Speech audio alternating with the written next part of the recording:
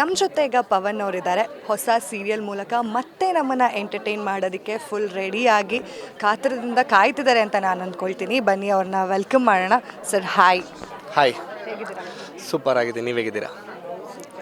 ಈಗ ನಿಮ್ಮ comeback serial ನೀರಲು ಜೊತೆಯಲ್ಲಿ ಮತ್ತೆ ಸ್ಟಾರಲ್ಲೇ ಕಾಣಿಸ್ಕೊಳ್ತಾ ಇದ್ದೀರಾ. ಸೊ ಹೇಳಿ, ಎಷ್ಟು ಖುಷಿ ಆಗ್ತಿದೆ? ನನಗೆ ಆ್ಯಕ್ಚುಲಿ ತುಂಬ ಖುಷಿ ಆಗ್ತಾ ಇದೆ. ನನಗೆ ಫಸ್ಟ್ ಅವಕಾಶ ಕೊಟ್ಟಿದ್ದ ಒಂದು ವಾಹಿನಿಯಲ್ಲಿ ನಾನು ಮತ್ತೆ ಹೊಸ ಕತೆ ಜೊತೆ ಬರ್ತಿರೋದು ನನಗೆ ಒಂದು ತುಂಬ ಖುಷಿಯಾಗಿರೋ ಒಂದು ಸಂದರ್ಭ. ಸೊ ಈಗ ನೀರಲು ಜೊತೆಯಲ್ಲಿ ಹೇಗೆ ಬಂತು ಈ ಆಫರ್, ಹೇಗೆ ಬಂತು, ಯಾರು ಫೋನ್ ಮಾಡಿದರು ಅಂತ? ಸೊ ಕನ್ನಡದಲ್ಲಿ ನಾನು ಕನ್ನಡ ಇಂಡಸ್ಟ್ರಿಯಲ್ಲಿ ಮತ್ತೆ ಟ್ರೈ ಮಾಡಬೇಕು ಅಂತ ಮಾತಾಡಬೇಕಾದ್ರೆ ನಾನು ಒಂದು 2-3 ಮ್ಯಾನೇಜರ್ಗಳ ಜೊತೆ ಎಲ್ಲ ಮಾತಾಡಿ ಓಕೆ, ನಾನು ಇವಾಗ ವಾಪಸ್ ಟ್ರೈ ಮಾಡ್ತಾ ಇದ್ದೀನಿ ಸರ್, ನೋಡಿ ಏನಾದರೂ ಇದ್ದರೆ ಹೇಳಿ ಅಂತ ಹೇಳಿದ್ದು ಒಂದು 2 ದಿನಕ್ಕೆ ನನಗೆ ಚಾನಲ್ ಕಡೆಯಿಂದ ಫೋನ್ ಬಂತು. ಈ ಥರ ನಾವೊಂದು ಹೊಸ ಧಾರಾವಾಹಿ ಬರ್ತಾ ಇದೆ, ಅದರಲ್ಲಿ ನಿಮ್ಮನ್ನು ನೋಡೋದಕ್ಕೆ ಇಷ್ಟಪಡ್ತೀವಿ, ನೀವು ಬಂದು ಒಂದು ಆಡಿಷನ್ ಕೊಡಿ, ನೋಡೋಣ ಹೇಗಿದೆ ಅಂತ. ಯಾಕಂದರೆ ಒಂದು 3 ಇಯರ್ಸ್ ಗ್ಯಾಪ್ ಆಗಿದೆಯಲ್ಲ, ನೀವು ಹೇಗಿದೆ, ಲೈಕ್ ನಿಮ್ಮ ಫಿಸಿಕಿಗೆ ಹೇಗಿದೆ, ನೀವು ಈ ಪಾತ್ರದಲ್ಲಿ ಹೇಗೆ ಕಾಣಿಸ್ತೀರಾ ಅಂತೆಲ್ಲ ನೋಡಬೇಕು, ಸೆಟ್ ಆಗುತ್ತಾ ಅಂತ.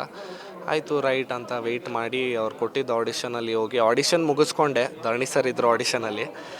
ಆಡಿಷನ್ ಬಂದು ಒಂದು ಪೇಜ್ ಡೈಲಾಗಲ್ಲಿ ಒಂದು 4 ಲೈನ್ 5 ಲೈನ್ ಹೇಳ್ತಿದ್ದಾಗೆ ಅವರು ಓಕೆ ರೈಟ್ ಥ್ಯಾಂಕ್ ಯು, ಸಾಕು ಬಿಡಿ ನೀವು ಹೊರಡಿ ಅಂದರು. ನಾನು ಇದೇನೋ ಚೆನ್ನಾಗಿ ಹೋಗಲಿಲ್ವ, ಯಾಕಂದರೆ ಒಂದು ಲಾಂಗ್ ಗ್ಯಾಪ್ ಆದಮೇಲೆ ಬಂದು ಮಾತಾಡಬೇಕಾದ್ರೆ ಭಾಷೆಯಲ್ಲಿ ಒಂದು ಸ್ವಲ್ಪ ಪ್ರೊನೌನ್ಸಿಯೇಷನ್ ಮೇಲೆ ಕೆಳಗೆ ಎಲ್ಲ ಆಗ್ತಾಯಿತ್ತು. ಸೊ ಇದೇನೋ ವರ್ಕೌಟ್ ಆಗಲ್ವಾ ಅಂದ್ಕೊಂಡು ಹೊರಟೋದೆ. ನೋಡಿದ್ರೆ ಮತ್ತೆ ಒಂದು ವಾರ ಆದಮೇಲೆ ಫೋನ್ ಮಾಡಿ ಇದಕ್ಕೆ ನೀವು ಓಕೆ ಆಗಿದ್ದೀರಾ ಬನ್ನಿ ಅಂತ ಕರೆಸಿ ಮತ್ತೆ ಒಂದು 2 ದಿನ ಮಾಕ್ ಶೂಟ್ ಥರ ಮಾಡಿ ಭಾಷೆಯಲ್ಲಿ ಅಭ್ಯಾಸ ಕೊಟ್ಟು, ಯಾಕಂದರೆ ನಾನು ತುಂಬ ಫ್ಲೂಯೆಂಟಾಗಿ ತೆಲುಗು, ತಮಿಳ್ ಈ ಥರ ಲ್ಯಾಂಗ್ವೇಜಸ್ನ ಮಾತಾಡೋಕ್ಕೆ ಸ್ಟಾರ್ಟ್ ಮಾಡಿಬಿಟ್ಟಿದ್ದೆ. ಒಂದು 3 ಇಯರ್ಸ್ ಚೆನ್ನೈಯಲ್ಲಿದ್ದೆ ಫ್ಯಾಮಿಲಿ ಇದರಿಂದ. ಸೊ ಇಲ್ಲಿ this is how I got the offer ನೀರಲು ಜೊತೆಯಲ್ಲಿ. ಆ್ಯಂಡ್ ಕಾಸ್ಟ್ ಆ್ಯಂಡ್ ಕ್ರೂ 3ನೇ ದಿನ ಶೂಟ್ ಸ್ಟಾರ್ಟ್ ಆಯಿತು. ಎಲ್ಲ ಸ್ಮೂತಾಗಿ ಹೋಗ್ತಾಯಿದೆ ಆವಾಗಿಂದ. ಈಗ ನಿಮ್ಮ ಜೊತೆಗೆ ಇನ್ನೊಬ್ಬರು ಕೂಡ ಕಮ್ಬ್ಯಾಕ್ ಮಾಡಿದ್ದಾರೆ, ಅದು ರಜನಿ ಅವರು. ಸೊ ನಿಮ್ಮದು ಅವ್ರದ್ದು ಒಂದು ಸ್ವಲ್ಪ ಕಾನ್ಫ್ಲಿಕ್ಟ್ ಇರುವಂತಹ ಪಾತ್ರ, ಅಂದರೆ ಇಬ್ರಿಗೂ ಒಬ್ರನ್ನೊಬ್ರು ಅಂದರೆ ಅಷ್ಟಕ್ಕಷ್ಟೇ ಅನ್ನುವಂತಹ ಪಾತ್ರ ಅಂತ ಗೊತ್ತಾಗತ್ತೆ ಪ್ರೋಮೋ ನೋಡಿದ್ರೆ. ಸೊ ಹೇಳಿ ಅವ್ರ ಬಗ್ಗೆ. ಸೊ ಅವ್ರನ್ನ ಇಲ್ಲಿವರೆಗೂ ಎಲ್ಲರೂ ಹೀರೋಯಿನ್ ಆಗಿ ನೋಡಿದ್ದಾರೆ. ಇವಾಗ ಸಡನ್ನಾಗಿ ವಿಲನಾಗಿ ಬಂದಮೇಲೆ ನೀವು ಟಿಪಿಕಲ್ ವಿಲನ್ನ, ನೀವು ನೆಗೆಟಿವ್ ಶೇಡ್ ಚೆನ್ನಾಗಿಲ್ಲ ಅಂತ ಇದ್ದಾರೆ. ಬಟ್ ಪರ್ಸ್ನಲಿ ಅವರ ಕ್ಯಾರೆಕ್ಟರ್ನ ತುಂಬ ಚೆನ್ನಾಗಿ ಕ್ಯಾರಿ ಮಾಡ್ತಾ ಇದ್ದಾರೆ. ಆ್ಯಂಡ್ ಅವ್ರ ಜೊತೆ ವರ್ಕ್ ಮಾಡಬೇಕಾದ್ರೂ ಅವರು ಕ್ಯಾಶುವಲಾಗಿ, ಅವರು ಎಲ್ಲರೂ ಜಾಲಿಯಾಗಿ ನಕ್ಕೊಂಡು ಕೂತಿರ್ತೀವಿ. ಬಟ್ ಆ್ಯಕ್ಷನ್ ಅಂದಿದ ತಕ್ಷಣ ಕ್ಯಾರೆಕ್ಟರ್ಸ್ ಮೂಡ್ಸ್ ಎಲ್ಲ ಚೇಂಜ್ ಆಗಿಬಿಡುತ್ತೆ. ಅವ್ರಿಗೆ ಕೌಂಟ್ರ್ ಕೊಡೋಂಗೆ ಮಾತಾಡೋದು, ಅವರು ಅಹಂಕಾರದಲ್ಲಿ ಮಾತಾಡೋದು, ಈ ಥರ. ಸೊ ಅವ್ರ ಬಗ್ಗೆ ಹೇಳೋದಕ್ಕೆ ನನಗಿಂತ ಜಾಸ್ತಿ ನಿಮಗೆ ಗೊತ್ತು. ನೀವು ಅವ್ರನ್ನ ತುಂಬ ವರ್ಷಗಳಿಂದ ನೋಡಿ ಸಪೋರ್ಟ್ ಮಾಡಿದ್ದೀರಾ. So very positive person and very negative character. ಈ ಮಧ್ಯೆ ಅಂದರೆ ನಿಮ್ಮ ಕನ್ನಡದ ಸೀರಿಯಲ್ಗಳಾದಮೇಲೆ ನೀವು ತೆಲುಗು ಕಡೆಗೆ ಹೋದ್ರಿ, ಮತ್ತು ತೆಲುಗುವಲ್ಲೂ ಕೂಡ ತುಂಬಾ ಮಿಂಚಿದ್ರಿ ಕೂಡ. ಸೊ ಹೇಳಿ, ತೆಲುಗುವಲ್ಲಿ ಹೇಗೆ ಸಿಕ್ಕಿತ್ತು? ಅಂದರೆ ಕನ್ನಡದಿಂದನೇ ಹೋಗಿದ್ದಲ್ವ? ಹೌದು, ಡೆಫಿನೆಟಾಗಿ. ಇಲ್ಲಿವರೆಗೂ ನಾನು ಎಲ್ಲೇ ಕೆಲಸ ಮಾಡಿದ್ರು it is all because of ಕನ್ನಡದಲ್ಲಿ ನಾನು ಸೀರಿಯಲ್ ಚೆನ್ನಾಗಿ ಓಡಿ ಇಲ್ಲಿ ಅದನ್ನು ಸಪೋರ್ಟ್ ಮಾಡೋದನ್ನು ನೋಡಿ ಅಲ್ಲಿ ಕರೆಸಿದ್ರು. ಒಂದು ಧಾರಾವಾಹಿಗೆ ಬನ್ನಿ, ನಿಮ್ಮದು ಈ ಸೀರಿಯಲ್ ನೋಡ್ತಾ ಇದ್ದೀವಿ ರಂಗನಾಯಕಿ ಅಂತ, ತುಂಬ ಚೆನ್ನಾಗಿ ಓಡಿದೆ, ನಾನು ಹೇಗಾದರೂ ಮಾಡಿ ಒಂದು 10 ದಿನ ಇಲ್ಲಿ ಕೆಲಸ ಮಾಡಿಕೊಡಿ ನಮಗೆ ಅಂತ, ಈ ಥರ ಒಂದು ಆಪರ್ಚುನಿಟಿ ಸಿಕ್ಕಿದ್ದು. ಸೊ ನನಗೆ ಅವಕಾಶ, ನನ್ನ ಬೆಳೆಸಿದ್ದು ಎಲ್ಲ ನಮ್ಮ ಕನ್ನಡದವರೇ. ಅಂದರೆ ಮತ್ತೆ ತೆಲುಗುಗೆ ಹೋದ್ಮೇಲೆ 3 ವರ್ಷ ಗ್ಯಾಪ್ ತೊಗೊಂಡ್ರಿ, ಯಾಕೆ ಕನ್ನಡದಲ್ಲಿ ಅವಕಾಶಗಳು ಸಿಗಲಿಲ್ವಾ? ನೀವು ತೆಲುಗುಗೆ ಹೋದ್ಮೇಲೆ ಕಡಿಮೆ ಆಗೋಯ್ತಾ? ಇಲ್ಲ, ಆ ಥರ ಏನಿಲ್ಲ. ನನಗೆ ಯಾವಾಗಲೂ ಇಲ್ಲಿ ಅವಕಾಶ ಇತ್ತು, ನಾನು ಕೆಲಸ ಮಾಡ್ತಾನೇ ಇದ್ದೆ, ಎರಡೂ ಮಾಡ್ತಾಯಿದ್ದೆ.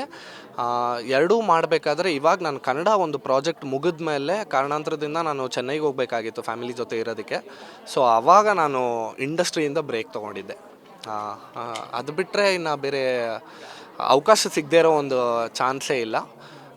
ಒಳ್ಳೆ ಸ್ನೇಹಿತರಿದ್ದಾರೆ.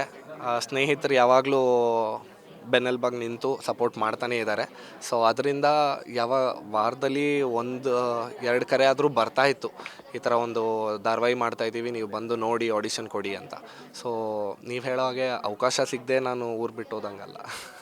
ಓಕೆ. ಆ್ಯಂಡ್ ನೀವೀಗ ಮತ್ತೆ ಯಾವ ಸೋಷಿಯಲ್ ಮೀಡಿಯಾ ಪ್ಲ್ಯಾಟ್ಫಾರ್ಮ್ಸ್ ಓಪನ್ ಮಾಡಿದ್ರು ಈಗ ಮತ್ತೆ ನೀವೇ ಕಾಣಿಸ್ತೀರಾ ಮೈಕ್ರೋ ಡ್ರಾಮಾಸ್ ಸೀರೀಸ್ ಮೂಲಕ. ಸೊ ಅಂದರೆ ಹೊಸ ಪ್ರಯತ್ನ, ಒಂದು ಸ್ವಲ್ಪ ಯೋಚನೆ ಕೂಡ ಮಾಡಬೇಕಾಗತ್ತೆ ಆ ಥರ ಮೈಕ್ರೋ ಡ್ರಾಮಾಸ್ ಮಾಡ್ತಾರೆ ಅಂತಂದಾಗ. ಸೊ ಅದ್ರ ಬಗ್ಗೆ ಏನು ಹೇಳ್ತೀರಾ?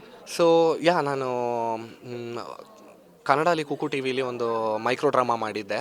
ಆ್ಯಂಡ್ ನನಗೆ ಜನ್ರಲಿ ಹೊಸದಾಗಿ ಏನಾದರೂ ಪ್ರಯತ್ನ ಮಾಡಬೇಕು, ಪ್ರಯೋಗ ಮಾಡಬೇಕು ಅನ್ನೋದು ತುಂಬ ಇಷ್ಟ. ಸೊ ನನಗೆ ಫೋನ್ ಮಾಡಿ ಈ ಥರ ಒಂದು ಮೈಕ್ರೋ ಡ್ರಾಮಾ ಮಾಡ್ತಾಯಿದ್ದೀವಿ, ಸೀರಿಯಲ್ ಥರ ಇರಲ್ಲ, ಮೂವಿ ಥರ ಇರಲ್ಲ, ವೆಬ್ ಸೀರೀಸು ಅಲ್ಲ, ಇದು ಒಂದು ಮೈಕ್ರೋ ಸೀರೀಸ್, ಇನ್ಸ್ಟಾಗ್ರಾಮಲ್ಲಿ ಹಿಂಗೆ ಸ್ಕ್ರಾಲ್ ಮಾಡ್ತಾ ನೋಡ್ಬೋದು, ಟ್ರೈ ಮಾಡಿ ಅಂತ ಅವ್ರು ಹಂಗೆ ಹೇಳಿದ ತಕ್ಷಣ ನಾನೇ ಎಷ್ಟು ಸತಿ ಇನ್ಸ್ಟಾಗ್ರಾಮಲ್ಲಿ ಸ್ಕ್ರಾಲ್, ನೀವು ಮಾಡ್ತಾ ಇರ್ತೀರಾ ಫಾರ್ ಶ್ಯೂರ್, ಗೊತ್ತಿಲ್ಲದೇ ಸ್ಕ್ರಾಲ್ ಮಾಡ್ತಾನೆ ಇರ್ತೀವಿ, ಹಂಗೆ ಕನೆಕ್ಟ್ ಆಗಿಬಿಡ್ತೀವಿ. ಸೊ ಆ ಥರ ಇದ್ದಾಗ ಇದೊಂದು ಒಳ್ಳೆ ಒಂದು ಮಾಧ್ಯಮ ಕನೆಕ್ಟ್ ಆಗೋದಕ್ಕೆ ಅಂತ ಅವ್ರು ಅದು ಹೇಳಿದಾಗ as a new exploring person ನನಗೆ ಅದು ಮಾಡಬೇಕು ಅಂತ ಶ್ಯೂರ್ ಆಗಿ, ಆ್ಯಕ್ಚುಲಿ ಇನ್ಫ್ಯಾಕ್ಟ್ ಕನ್ನಡಲ್ಲಿ ಫಸ್ಟ್ ಮೈಕ್ರೋ ಡ್ರಾಮಾ ನಾನೇ ಮಾಡಿದ್ದು ಕುಕು ಟಿ ವಿಲಿ, ದ ಎಂಡ್ ಆಫ್ ಅಸ್ ಅಂತ. So it's a wonderful experience. ಅದರಲ್ಲಿ ಕಮೆಂಟ್ಸ್ ನಮಗೆ ಹೇಗೆ ಧಾರಾವಾಹಿಗೆ ಅಂತ ಒಂದು ಫಾಲೋಯಿಂಗ್ ಇರುತ್ತೋ ಅದೇ ಥರ ಮೈಕ್ರೋ ಡ್ರಾಮಾಗೂ ಜನರು ತುಂಬ ಜನ ನೋಡಿ ಮೆಸೇಜ್ ಮಾಡಿ, ಸರ್ ಆ ಪಾತ್ರದಲ್ಲಿ ನಿಮ್ಮನ್ನು ನೋಡಿದ್ರೆ ತುಂಬ ಅಳು ಬರ್ತಾಯಿತ್ತು ಸರ್, ಎಷ್ಟು ಒರಿಜಿನಲ್ ಆಗಿತ್ತು, ಆ ಚಿಕ್ಕ ಹುಡುಗಿನ ಹೊಡಿಬೇಕಿತ್ತು ಅಂತ, ಈ ಥರ ಕ್ಯಾರೆಕ್ಟರ್ಗಳನ್ನ ನಿಜವಾದ ಎಮೋಷನ್ ಜೊತೆ ಅವರು ಇದು ಮಾಡಿ ಅವ್ರನ್ನ ಹೊಡಿಬೇಕು ಇವ್ರನ್ನ ಹೊಡಿಬೇಕು ಅಂತ ಮಾತಾಡ್ತಾಯಿದ್ರು. ಸೊ ಆ ಕಥೆಲಿ ಆಗಿತ್ತು, ಒಂದು ಅಮಾಯಕ ತಂದೆ ಕ್ಯಾರೆಕ್ಟರ್ ಥರ, ಚಿಕ್ಕ ಮಗಳು ಅವ್ರ ತಂದೆಗೆ ಬೈತಾ ಇರ್ತಾಳೆ. ಸೊ ಆ ಒಂದಿದು ಇವಾಗ ಜನರು ಬಂದು ಎಲ್ಲದಕ್ಕೂ ಓಪನ್ ಆಗಿದ್ದಾರೆ. ಯಾವುದೇ ಮೀಡಿಯಮಲ್ಲಿ ನೀವು ಒಂದು ಕಂಟೆಂಟ್ ಅಂತ ಅವ್ರಿಗೆ ಕೊಡ್ತಾ ಇದ್ದೀರಾ, ಅದು ಎಂಟರ್ಟೈನಿಂಗ್ ಇದೆ ಅಂದರೆ ಅವರು ಡೆಫಿನೆಟ್ಲಿ ಸಪೋರ್ಟ್ ಮಾಡ್ತಾರೆ. ಆ್ಯಂಡ್ ಇವಾಗಿರೋ ಜನ್ರೇಷನಲ್ಲಿ ಹೇಗೆ ಅಂದರೆ, ನೀವು ಎತ್ತ ಅಂತ ಒಂದು ಫೋನಲ್ಲಿ ಹುಡುಕಿ ನಿಮ್ಮನ್ನು ಕಾಂಟ್ಯಾಕ್ಟ್ ಮಾಡಿ ಅವ್ರ ಅಭಿಪ್ರಾಯ ನಿಮಗೆ ತಿಳಿಸ್ತಾರೆ. ನಾವು ಕೂಡ ಫಾಲೋ ಮಾಡಿದ್ದೀವಿ ಅದನ್ನು. ಇನ್ನು ಕಮ್ಮಿಂಗ್ ಬ್ಯಾಕ್ ಟು ನೀರಲು ಜೊತೆಯಲ್ಲಿ ಈಗ ನೀವು ಕೃಷ್ಣ ದಿವಾನ್ ಆಗಿ ಕಾಣಿಸ್ಕೊಳ್ತಾ ಇದ್ದೀರಾ, ಅಂದರೆ ದೊಡ್ಡ ಬ್ಯಾಕ್ಗ್ರೌಂಡ್ ಇರುವಂತಹ ಫ್ಯಾಮಿಲಿ, ಆ ಮನೆ ಕೂಡ ಅಷ್ಟೇ ರಿಚ್ ಆಗಿ ಹಳೇ ಮನೆ ಅಂತ ಗೊತ್ತಾಗತ್ತೆ. ಸೊ ಅದರ ಹಿನ್ನೆಲೆ ಏನು, ನಿಮ್ಮ ಹಿನ್ನೆಲೆ ಏನು ಅಂತ? ಅರ್ಥ ಆಗಲಿಲ್ಲ ನನಗೆ. ಈಗ ನೀವು ಪ್ರೋಮೋ ನೋಡಿದ್ದೀವಲ್ವ, ಸೊ ಹಾಗಾಗಿ ನಿಮ್ಮದು ಫುಲ್ ಕಂಪ್ಲೀಟ್ ಟ್ರೆಡಿಷ್ನಲ್ ಮನೆ, ಅದನ್ನು ಮಾರೋದಕ್ಕೆ ಹೊರಟಿದ್ದಾರೆ ನಿಮ್ಮ ಅತ್ತಿಗೆ. ಸೊ ನಿಮ್ಮ ಬ್ಯಾಕ್ಗ್ರೌಂಡ್ ಏನಾಗಿರುತ್ತೆ ಈ ಸೀರಿಯಲಲ್ಲಿ ಅಂತ? ನಮ್ಮದು ಬ್ಯಾಕ್ಗ್ರೌಂಡ್ ಬಂದು ಓಕೆ, ನಮ್ಮ ಬ್ಯಾಕ್ಗ್ರೌಂಡ್ ನಮ್ಮ ತಂದೆ, ಅವ್ರ ತಂದೆ, ನಮ್ಮ ಮುತ್ತಾತ ಇವರೆಲ್ಲರೂ ಸ್ವಾತಂತ್ರ್ಯಕ್ಕಾಗಿ ಹೋರಾಟ ಮಾಡಿದವರು. ಸೊ ಇವರು ಹೋಗಿ ನ್ಯೂಸ್ ಪೇಪರ್ ಪತ್ರಿಕೆ ಒಂದು ಮೀಡಿಯಮ್ ಇರುತ್ತೆ ಇವ್ರದ್ದು. ಸೊ ಈ ಪತ್ರಿಕೆಯಲ್ಲಿ ಇವರು ಸ್ವಾತಂತ್ರ್ಯಕ್ಕೆ ಬೇಕಾದ ಸಂದೇಶಗಳನ್ನ ಇಡೀ ಕರ್ನಾಟಕದಲ್ಲೇ ಹಂಚ್ತಿರ್ತಾರೆ.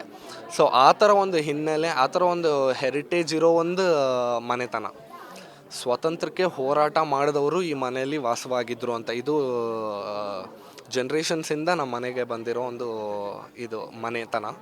ಈ ಮನೇನ ನಮ್ಮ ಅತ್ತಿಗೆ ಬಂದು ಮಾರಿಬಿಟ್ಟು ನಾವು ಅದರಲ್ಲಿ ಎಷ್ಟು ದುಡ್ಡು ಬರುತ್ತೋ ತೊಗೊಂಡು ನಾವು ಈಗಿನ ಜನ್ರೇಷನ್ ತಕ್ಕಂಗೆ ಬದುಕೋಣ ಅಂತ. ಬಟ್ ನಮ್ಮ ತಂದೆ ಇರಬೇಕಾದ್ರೆ ಈ ಥರ ಒಂದು ಕೆಲಸ ಮಾಡೋದು ಬೇಡ, ಸೊ ಅದನ್ನು ಸೇವ್ ಮಾಡೋ ಥರ ಒಂದು ಕಾನ್ವರ್ಸೇಷನಲ್ ಕಾನ್ಫ್ಲಿಕ್ಟ್. ಈಗ ನಿಮ್ಮ ಅತ್ತಿಗೆನ ಐಡಿಯಲ್ ಆಗಿ ನೋಡ್ತಾ ಇರೋದು ಹೀರೋಯಿನ್ ರಚನಾ ಅವರು. ಸೊ ನೀವು ಅವ್ರನ್ನ ಪ್ರೋಮೋಲ್ ಮೀಟ್ ಮಾಡಿದ್ದೀರಾ ಅಂತ ಗೊತ್ತು, ಸೀರಿಯಲಲ್ಲಿ ಹೇಗೆ ಮೀಟ್ ಆಗುತ್ತೆ ಅನ್ನೋದು ನಮಗೆ ಗೊತ್ತಿಲ್ಲ. ಸೊ ಹೇಗಿರ್ಬೋದು ಅನ್ನೋ ಒಂದು ಹಿಂಟ್ ಕೊಟ್ಟರೆ.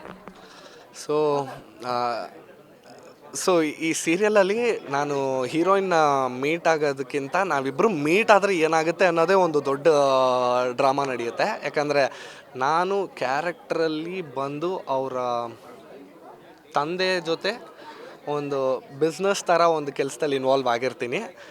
ಆ್ಯಂಡ್ ಅದು ನೋಡಿದ್ರೆ ನಿಮಗೆ ಗೊತ್ತಾಗುತ್ತೆ, ಓಕೆ ಇದು ಈ ಥರ ಒಂದು ಎಮೋಷನಲ್ಲಿ ಮೀಟ್ ಆಗುತ್ತೆ ಅಂತ. ಬಟ್ ಹೀರೋಯಿನ್, ನೀನು ದ್ವೇಷಿಸೋ ಒಂದು ಪರ್ಸನ್ನ ಪ್ರೀತಿಸೋ ಒಂದು ಪರ್ಸನ್ ನಿನ್ನ ಲೈಫಲ್ಲಿ ಬರಬೇಕಾದ್ರೆ ನೀವಿಬ್ಬರು ಹೇಗೆ ಭೇಟಿ ಹೇಗೆ ನಿಮ್ಮ ಜೊತೆ ನಿಮ್ಮ ರಿಲೇಷನ್ ಹೇಗಿರುತ್ತೆ ಅನ್ನೋದ್ರ ಬಗ್ಗೆ ನನಗೊಂದು ಐಡಿಯಾನೂ ಇಲ್ಲ, ಕತೆ ಬಗ್ಗೆ ಏನೂ ಇದಿಲ್ಲ. But it is gonna be interesting for sure. Okay, ನನಗೊಂದು ಕ್ವೆಶನ್. ಇಷ್ಟು ಹ್ಯಾಂಡ್ಸಮ್ ಸ್ಮಾರ್ಟ್ ಆಗಿದ್ದೀರಾ, ನೀವು ಸಿಂಗಲ್ಲಾ ಮ್ಯಾರಿಡಾ? ನಾನು ಸೂನ್ ಟು ಬಿ ಮ್ಯಾರಿಡ್ ಅಂತ ಹೇಳ್ಬೋದು. ಯಾ. ಸೊ ಅವರು ಇದೇ ಫೀಲ್ಡಲ್ಲಿರೋರಾ ಅಥವಾ ಏನಾದರೂ ಹೇಳ್ಬೋದಾ? ಇದನ್ನು ದಯವಿಟ್ಟು ಹಾಕ್ಲೂಬೇಡಿ ಆಯಿತಾ? ಪಕ್ಕ ಹಾಕ. ಸೂನ್ ಟು ಬಿ ಮ್ಯಾರಿಡ್ ಅಂತನಾ? Yeah, soon to be married ಅಷ್ಟೇ ಸಾಕು, that's good. Okay, thank you so much Pavan ಅವರೇ. ಹಾಗೆ ಈಗ ಕಾಂಪಿಟೇಷನ್ ವರ್ಲ್ಡ್ ಅಂತಲೇ ಹೇಳ್ಬೋದು ನಾವು. ದಿನದಿಂದ ದಿನಕ್ಕೆ ಹೊಸ ಸೀರಿಯಲ್ಗಳು ಲಾಂಚ್ ಆಗ್ತಿದೆ, ಎಂಡ್ ಆಗ್ತಿದೆ. ಇಂತಹ ಸಮಯದಲ್ಲಿ ಹೊಸ ಸೀರಿಯಲ್ ಮೂಲಕ ನೀವು ಎಂಟರ್ಟೈನ್ ಮಾಡೋಕ್ಕೆ ಜನರನ್ನ ಮತ್ತೆ ಬರ್ತಾ ಇದ್ದೀರಾ, ಕಮ್ ಬ್ಯಾಕ್ ಮಾಡಿದ್ದೀರಾ. ಸೊ ಯಾಕೆ ಜನ ನಿಮ್ಮ ಸೀರಿಯಲ್ನ ನೋಡಬೇಕು ಅನ್ನೋ ಪ್ರಶ್ನೆಗೆ ನಿಮ್ಮ ಉತ್ತರ ಏನಾಗಿರುತ್ತೆ?